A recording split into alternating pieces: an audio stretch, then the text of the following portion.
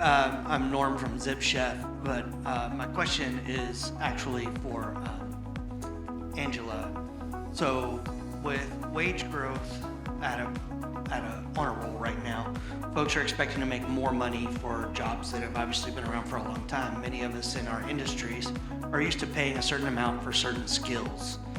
How do you see, as someone that sits in between the potential employees and the employers that are searching for them, do you have any advice to help reconcile the difference in what new employees are asking for jobs that we're used to paying a little less for? So the first recommendation would always be to have you currently surveyed the market. You know, we did experience a good bit of wage inflation through and since the pandemic, but you're starting to see more stabilization around wages. In fact, I don't know if you've read some of the news. I mean, Walmart's already lowering their starting pay rates, things like that. So it's getting a little bit more normal. If you can't compete at the market, what makes you special?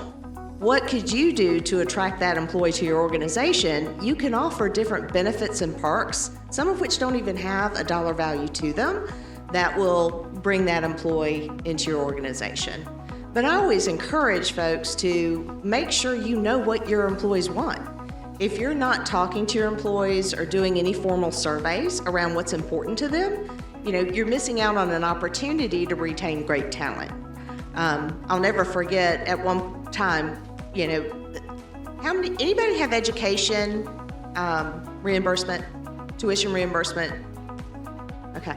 You know, we always offered it, nobody used it, and it was, we're just gonna take it out. It's not being utilized. Oh my gracious sakes, there was a revolt. You know, what do you mean you're taking away the tuition and reimbursement? You're like, well, nobody was using it. But it meant something on paper to people. It was kind of interesting. So you need to really tap into your employees, find out what's important to them, and how, you know, there are other ways that you can compensate folks that aren't necessarily in salary. It could be time off, right?